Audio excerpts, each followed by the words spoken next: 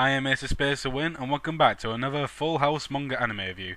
And today I am taking a look at the technological whimsy storyline that is Chobit. This was actually a review requested by my subscriber Miss Harada. I hope I did say that right. So to you, I hope this gives you all the information you wanted about it.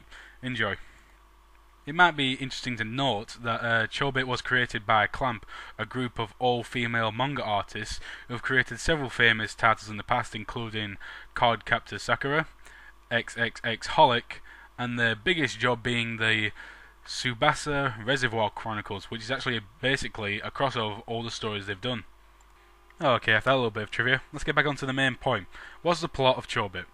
In a not so distant future, mankind has created technology so great that's been able to produce humanoid computers, or persocoms as they've been labelled. These robotic laptops can create spreadsheets for people, do mathematical equations, connect to the internet, and with the right technology can do any job that their owner desires. And it's not just in their abilities which makes them unique. These robots are incredibly realistic, whether it be in their appearance that's human-like, their behaviour patterns, even down to the touch of the robot can be human-like. You could say with these capabilities to look however they want and do what job they want, they're the perfect humans. The main protagonist for Chobit is a character called Hideki Metasura. As usual, I apologise for the bad pronunciation, but in these reviews it's nothing new. As typical of a 19-year-old student boy living in Japan, he's not got the best life. He's just failed to get into college, so that means he has to study to apply next year. His parents cutting off his allowance, he has to take up a part-time job as a busboy, and as you may expect, he's got no girlfriend. So what incredible luck for this young lad when he finds an intact persicom lying in the garbage. Thinking his luck's changed, he takes her home, and after an awkward situation trying to turn the thing on, we're introduced to Chi, the persicom he found lying in the garbage, and is named after the only thing she can say after waking up, Chi. But even for a technophobe like Hideki, it doesn't take him long to realise that there's something different about Chi from other persicoms. Perhaps it's the dodgy presence of her turn-on button, the fact that her data seems to be encrypted, or that she has no operating system. After having to talk to some specialists about this, Hideki is told that it's possible that Chi is something which is called a Chobit, an advanced version of the persicom which not only has special functions unlike other persicoms, but also has artificial intelligence, the ability to think and learn on their own. Realising this, Hideki decides to teach Chi all that he can, while at the same time trying to find out about her past and how she got into that situation. While doing this, Chi not only learns about everyday things, but she also begins to realise stuff about love, and this is where the romance begins to take effect. That's pretty much a summary of the main plot. On a whole, it doesn't drag on for too long, being only 8 volumes, and it's interesting to learn about Chi's backstory. However, I think it's a bit ironic that being a romance novel, it doesn't seem to focus much on the main character's romance, at least not till near the end. He tries to take a more philosophical approach and try and answer some questions on love as a whole.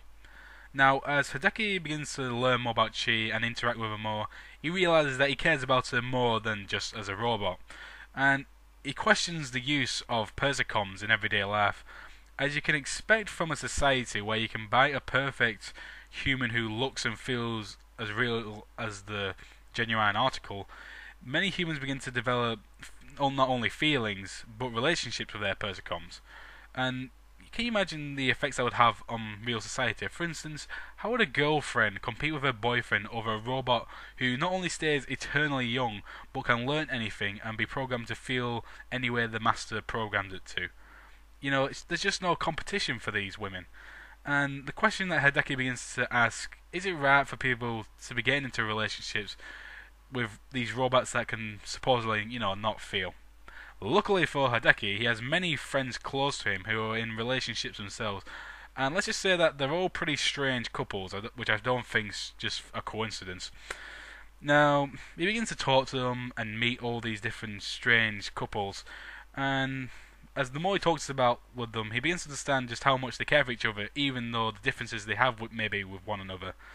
And it's actually usually through Hideki's own intervention that they realise their feelings for each other and the couples really begin to get together.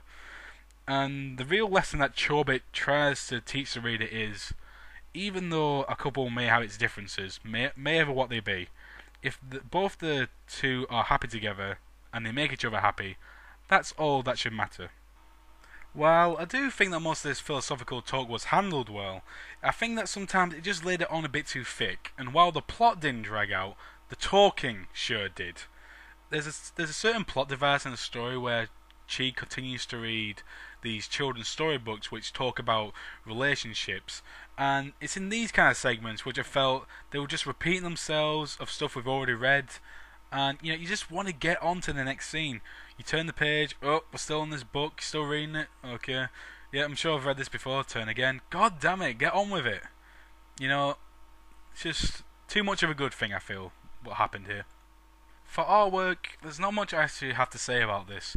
It's done to a good degree, but there's nothing that actually really stands out for me.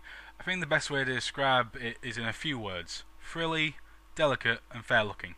This is probably because I would consider the best artwork in these books to be the chapter and volume pages showing Chi in an assortment of different dresses, which are all done to a nice degree. But apart from that, not much else to say. When it comes to characters, there's only really any two that need to be looked at, and that is of course our main couple. For Hideki, I'm afraid to say there's not much that breaks him from, the mould of the stereotypical male protagonist of a romance novel. I mean, he's hard-working, and of course he doesn't like to be thought of as a pervert, even though the situation never seems to be in his favour when it happens. And as many people like to point out, he's a really good guy at heart, even if he's a virgin, which they like to remind him a lot of. I mean, that doesn't mean to say he's a bad or annoying character. It's just, he's not a character I'm going to remember for a long time. He just hasn't got enough about him that breaks him from that mould.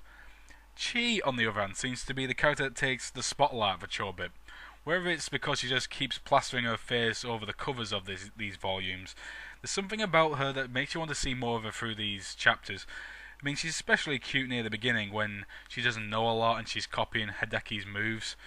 And even though when she continues to mature a bit, she still continues this innocent demeanour. Especially when she begins to learn more about love. I mean, she does seem to have a nice, kind-hearted nature, or at least programming, as I guess the case could be. As all the stuff she tries to do and act, she just to try and make Hideki happy. Because she, of course, realises that when Hideki's happy, it makes her happy. And she's definitely one of the highlights of this book, if I do say so myself. So, after another analysis of another manga, I think it's time to sum up my thoughts on Chobit. The positives for Chobit include a decent storyline and plot. The questions they bring up are handled well and interesting to read about. And the character Chi herself, who takes a lot of the spotlight.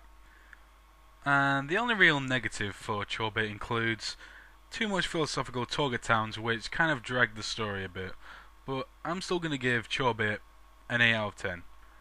It's not the best romance that I've read, and I felt sometimes it didn't really break away much from the romance mould, but the little plot that it does create I thought was very good, and the questions it brought up I like to listen about. So if you're looking for a short romance, this is a nice little story to look at. And if Chi doesn't win you over, I don't know what will. And that's all she wrote, folks. I just want to say as usual, thanks for watching my review. Hope you enjoyed it.